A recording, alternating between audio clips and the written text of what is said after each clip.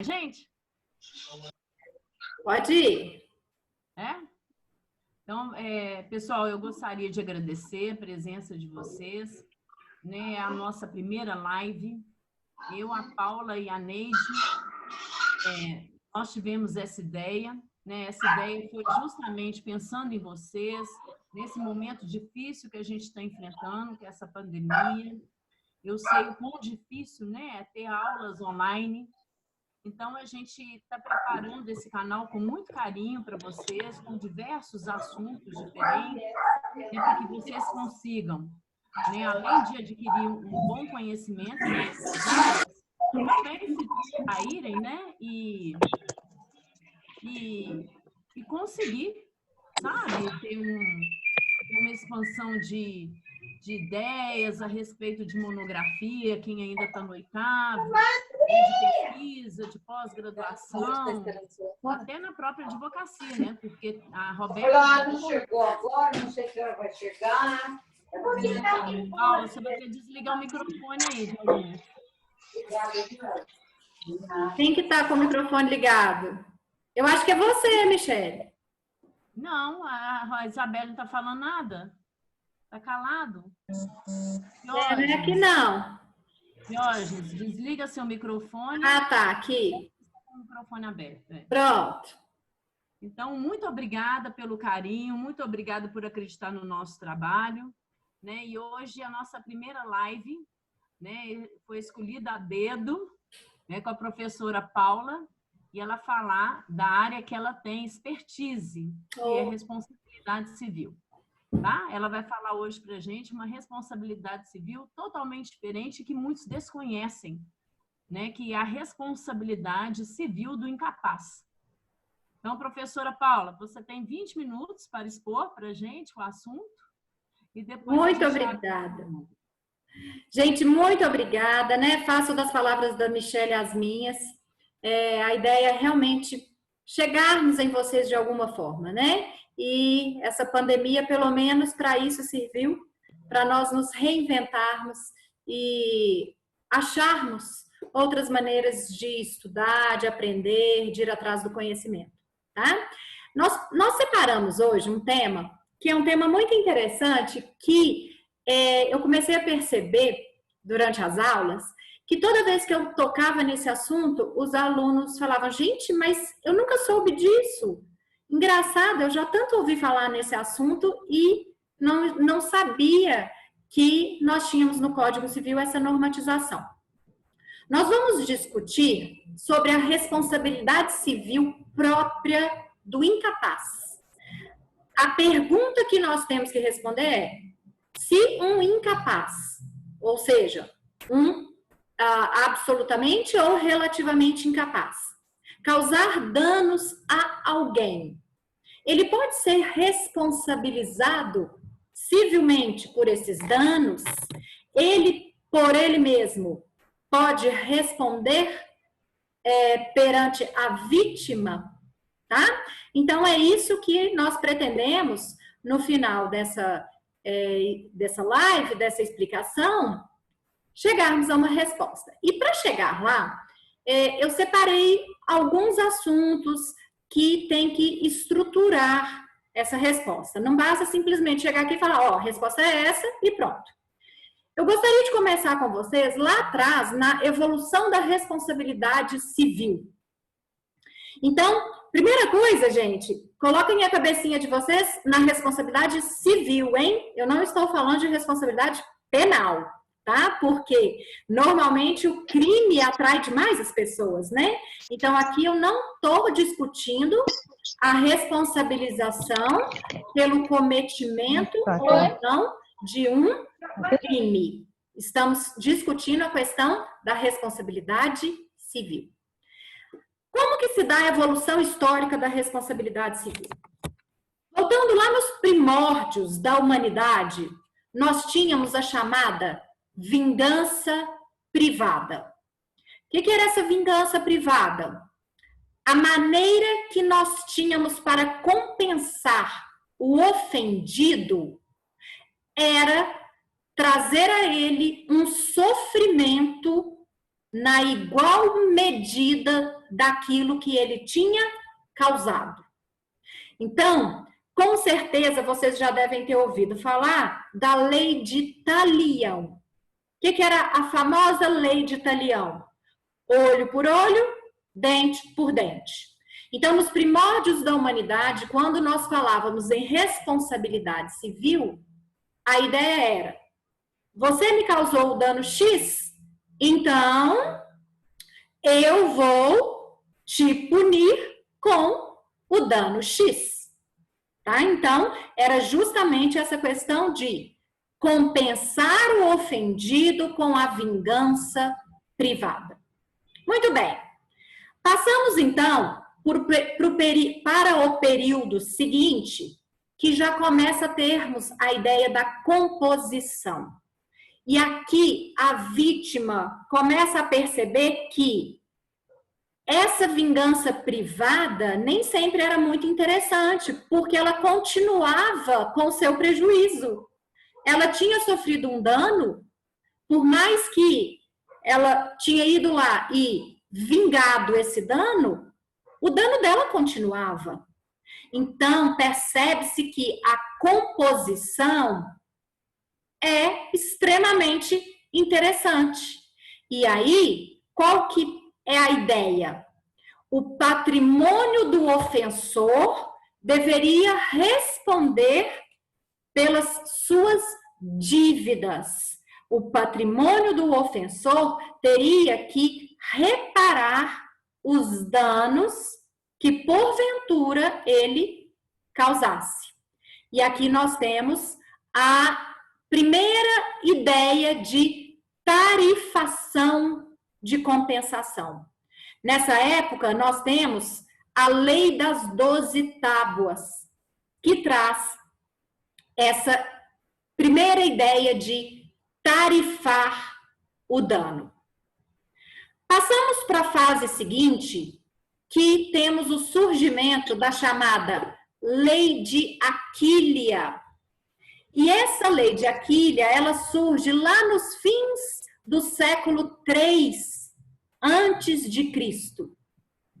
E aqui entra um dado extremamente relevante e novo no campo da responsabilidade civil, que é a necessidade da existência de culpa para termos a obrigação de indenizar. Então, nessa fase que se dá com essa lei de Aquília, nós temos a consagração da chamada responsabilidade civil aquiliana, que também é conhecida como responsabilidade civil extracontratual. Só que, percebam, aqui só vai haver a responsabilização do ofensor se comprovar que ele agiu com culpa. Muito bem. Passando para a próxima fase, nós teremos agora no século XVIII, principalmente lá no período do Iluminismo. E aqui, o que acontece? Temos um fortalecimento na distinção entre a responsabilidade civil e a responsabilidade penal. E aqui começa a ter uma transferência da necessidade de comprovação de culpa para a análise do dano. Então, é aqui nessa fase que começa-se a perceber que mais interessante do que ficar analisando a culpa do ofensor é analisar qual foi o dano que ele causou. Então, aqui nós já temos a base da responsabilidade civil da atualidade. E colocando isso agora no Brasil, como que se dá a nossa evolução?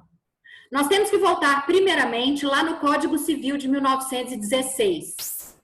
O Código de 16 adotou a teoria da culpa. Então, pelo Código de 16, o que nós tínhamos? Só podíamos responsabilizar o ofensor por um dano causado se comprovássemos que ele agiu com culpa. E se não comprovássemos essa culpa, o que acontecia? Não haveria responsabilidade civil. Entraria nos casos de caso fortuito e força maior. E com base nisso, nós temos a consagração da chamada teoria subjetiva da responsabilidade civil, que é exatamente o quê? Para termos a configuração da responsabilidade civil, temos que comprovar a culpa do agente. E isso estava consagrado expressamente no Código de 16. E aí nós passamos a ter a mudança legislativa que vem com o Código Civil de 2002. O Código Civil de 2002 não abandonou essa responsabilidade subjetiva de forma nenhuma.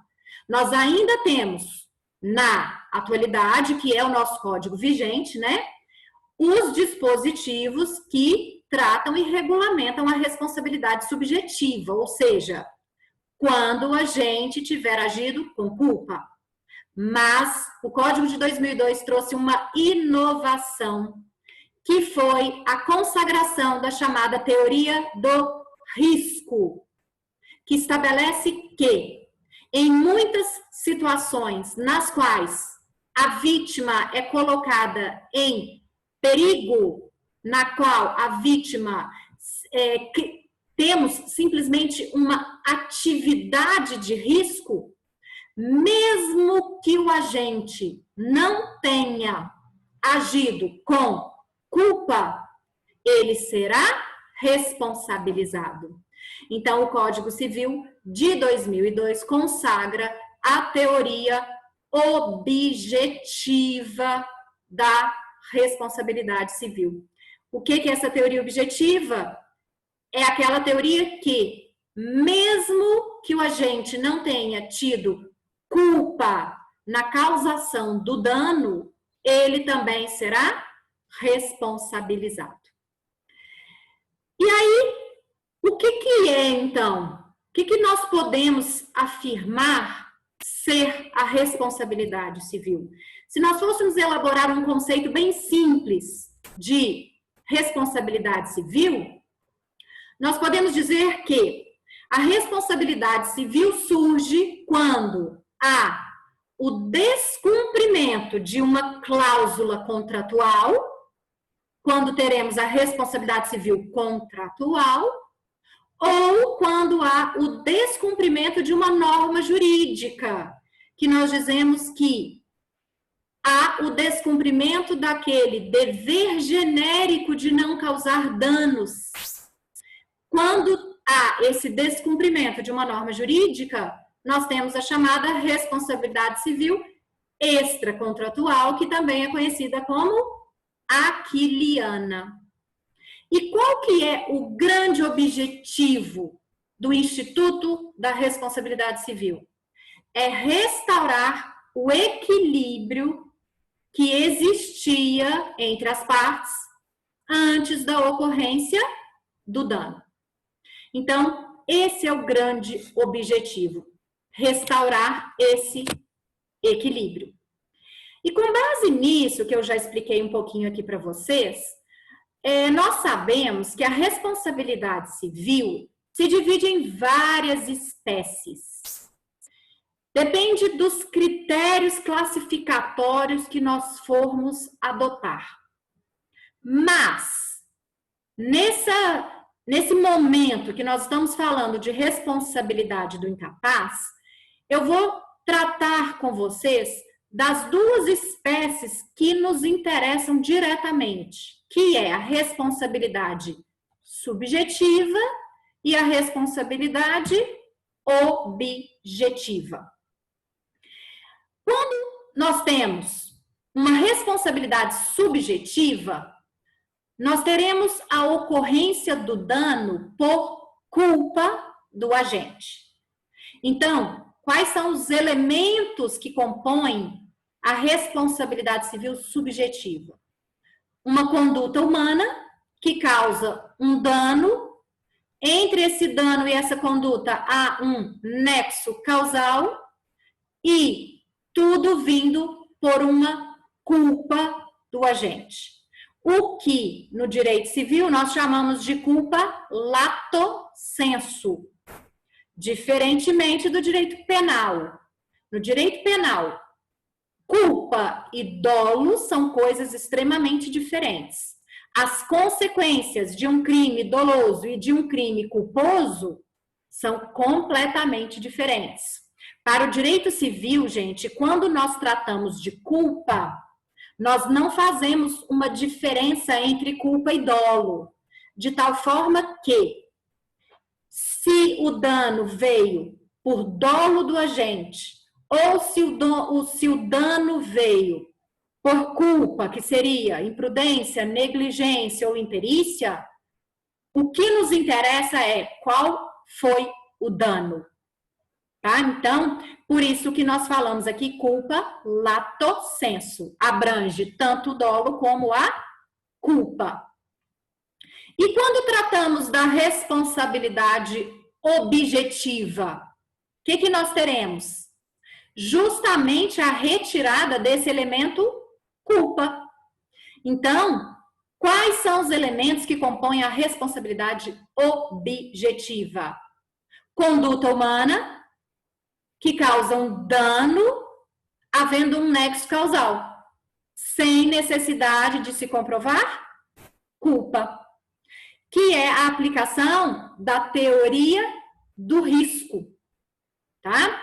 Responsabilidade objetiva é mais grave do que a subjetiva. Por isso que só existirá responsabilidade objetiva quando nós tivermos uma lei que estabeleça que naquele caso específico a responsabilidade será objetiva. Porque se não tivermos a lei, a gente cai na regra geral, que é a responsabilidade subjetiva.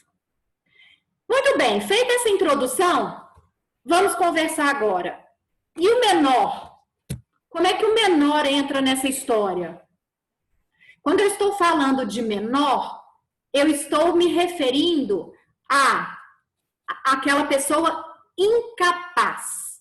Então, eu estou me referindo tanto ao absolutamente incapaz, como ao relativamente incapaz.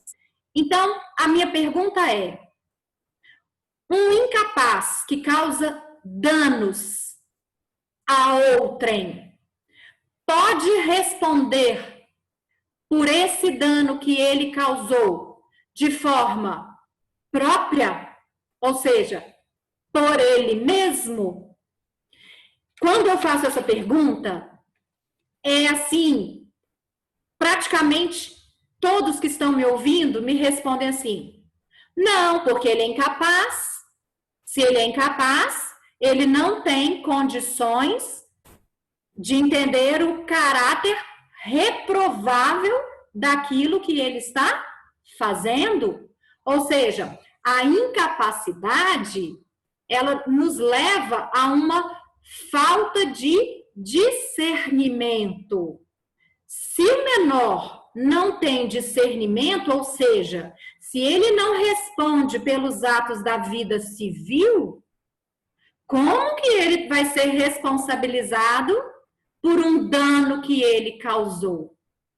Parece uma incoerência nós afirmarmos que esse menor pode ser responsabilizado. Mas vamos novamente aqui fazer uma comparação entre o Código de 16 e o Código de 2002. Voltando lá no Código de 16, que falei para vocês, que adotou a teoria subjetiva da responsabilidade civil, o que nós tínhamos lá? Não havia nenhum dispositivo legal que prevesse a responsabilidade civil do incapaz de forma própria. Então, pelo Código Civil de 16, se um incapaz causasse um dano, ele não podia de forma nenhuma ser responsabilizado de forma própria por aquele dano que ele causou. Joia. Aí vem o Código Civil de 2002 e traz uma alteração profunda nessa questão. O Código Civil de 2002 traz no seu artigo 928 a possibilidade do incapaz ser responsabilizado propriamente por um dano que ele causou. Qual que seria a razão disso? Volta um pouquinho naquilo que eu falei com vocês da evolução. Qual que é o grande objetivo da responsabilidade civil? Reequilibrar a situação das partes. Então, o grande objetivo da responsabilidade civil é a função reparatória. Por isso que o Código de 2002 traz a possibilidade desse incapaz responder caso ele cause um dano. Se nós olharmos o artigo 944 do Código Civil, nós temos lá que a indenização mede-se pela extensão do dano e não pela extensão da culpa. O que nos mostra claramente que o legislador está muito mais preocupado em proteger a vítima que está sofrendo um dano do que ficar analisando o grau de culpa do ofensor. Muito bem, mas nós não podemos esquecer a regra geral do Código Civil. Eu vou mostrar para vocês, lá no artigo 932 do Código Civil, nós temos a responsabilidade por fato de terceiros. E a regra geral, quando falamos em responsabilidade do incapaz, é que são também responsáveis pela reparação civil, inciso 1, os pais, pelos filhos menores que estiverem sobre sua autoridade e em sua companhia. Então, pai responde por danos causados por filhos menores? Responde, com certeza. Mas nós temos a aplicação do 928, que vai trazer uma exceção no caso do próprio menor responder com seu patrimônio. E o artigo 928 determina: o incapaz responde pelos prejuízos que causar, se as pessoas por ele responsáveis não tiverem obrigação de fazê-lo ou não dispuserem de meios suficientes. Então, pessoal, o que nós vamos ver? Imaginem a seguinte situação. Um menor de idade, vamos pegar esses casos de menores de idade que são atores mirins, atrizes mirins, cantores que começam a ganhar muito dinheiro e ficam muito ricos. Às vezes eles vêm de famílias muito pobres, famílias nas quais os pais não têm condição econômica.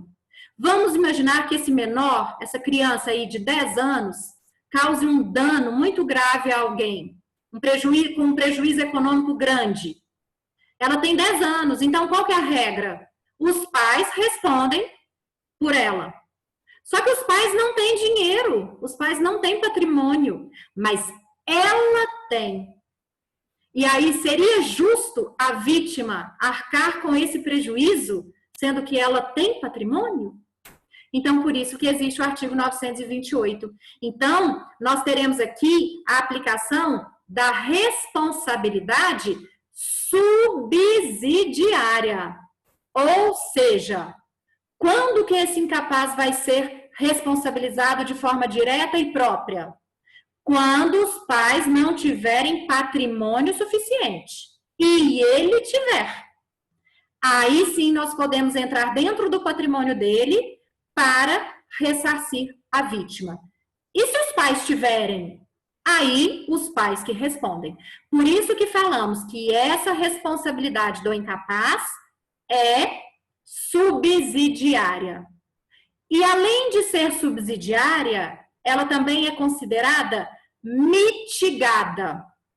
Por que mitigada? Porque ela é embasada na equidade. Ela só vai incidir quando tivermos a aplicação da equidade. O que é a equidade? É a justiça no caso concreto, né? Ou seja, somente no caso real, numa situação concreta, que nós podemos avaliar qual é o certo, qual que é o errado, qual que é o justo, qual que é o injusto. Percebam o parágrafo único do 928. A indenização prevista neste artigo, que deverá ser equitativa, não terá lugar se privar do necessário o incapaz ou as pessoas que dele dependem. Então, mesmo que ele tenha patrimônio, se a indenização for trazer a ele uma situação econômica difícil, não haverá a responsabilização. Isso que é a aplicação da equidade. Então, com base nisso, qual que é a conclusão que nós tiramos? O incapaz pode ser responsabilizado civilmente por ato próprio, de forma direta no seu patrimônio? Depende.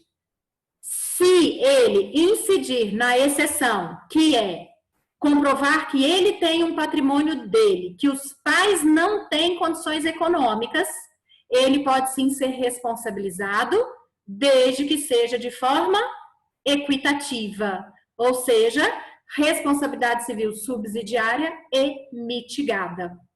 E além disso, gente, nós temos o ECA, o Estatuto da Criança e do Adolescente, que lá no artigo 112, inciso 2, prevê as medidas socioeducativas para os menores que cometem atos infracionais. E uma dessas medidas, do inciso 2, é justamente o quê? Obrigação de reparar o dano. Então, aqui a gente faz uma interpretação sistemática entre o Código Civil e o Estatuto da Criança e do Adolescente. Combinado? Isso era o que eu tinha para falar para vocês, né, sobre essa responsabilidade civil do incapaz. E se alguém aí tiver alguma dúvida, quiser fazer alguma pergunta. O Diógenes quer falar alguma coisa, Diógenes? Você estava falando sobre a incapacidade, né? Se a ação, omissão, nexo causal da culpa. Alguém quer fazer alguma pergunta, gente? O Diógenes está falando aqui sobre observar as exceções, né, Paula? Exatamente. Isso é muito importante, né, Diógenes? Porque, assim, de verdade, toda vez que eu começo a dar essa aula, eu começo ela falando, gente, incapaz pode responder ele mesmo por danos que ele causar? É geral, todo mundo, não, né, professor? Os pais que respondem. Todo mundo, assim, de cara fala isso. Que é o que a gente realmente tem mais costume, que é a regra geral. Mas esse artigo 928 está aqui e a gente não pode esquecer deles. E quando são as questões diferenciadas, né? Isso é ótimo para cair em prova, para cair na OAB. Verdade. Né? Alguém mais tem pergunta, gente? Alguém quer fazer alguma pergunta? Não, nada. Então, eu quero agradecer a professora Paula pela explanação, né? Mais uma vez, estamos juntas, né? Exatamente. Com alunos presentes, alunos tão queridos presentes, obrigada pela consideração, pelo carinho de vocês. Isso está sendo feito em consideração a vocês, tá? Muito obrigada pela presença de todos. Eu agradeço também. E nós vamos fazer, tá, gente? Toda semana, essas lives mais curtinhas, mais assim, assunto mais direto, que às vezes vamos direto ao ponto, para ajudá-los, né? Para a gente não perder o ritmo. para não perder aí ritmo de prova de OAB, prova de concurso público, que a gente vai no ponto exatamente lá que nos interessa. Viu? Para não ficar nada cansativo para vocês e vocês nos acompanharem. Muito obrigada pela presença de todos. Semana que vem a gente vai ter a presença do Dr. Diogo. Ele é advogado na área de agronegócio, né? Agora está na agronegócio, arbitragem, mediação e agronegócio. E ele vai dar uma aula para a gente aqui do que seja o agronegócio, o que ele abrange, como é a advocacia no agronegócio. Né? Para nós de Minas é interessante, né? Com certeza. Por causa da área, e são poucos especialistas aqui em Minas Gerais, então semana que vem quem vai estar com a gente é o Dr. Diogo, e espero que vocês estejam presentes. E muito obrigada, viu, gente? Obrigada mesmo pelo carinho, né? O Marcelo, Camila, Elisete, o Daniel, a Valdineia, o Diógenes, a Adriele, Maria José e a Roberta. Obrigada, viu, gente? Um beijo para vocês, espero que vocês tenham gostado muito mesmo. E mais uma observação, se vocês tiverem algum interesse de algum assunto, deem sugestões. Isso é excelente. Né? Que aí a gente traz algum assunto que está aí encucando a cabecinha de vocês. Tá? A gente trabalha. Obrigada, bom resto de semana, bom fim de semana. Fiquem com Deus. Alguém tira a foto aí pra gente? Tira uma foto. Vou tirar uma foto, vou.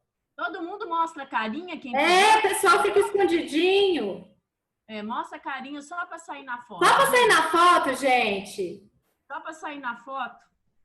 Ai, eu não sei que foi isso, não. Nada. É só você apertar na câmera. Aperta na câmera, Daniel. Aí, ó. Espera aí.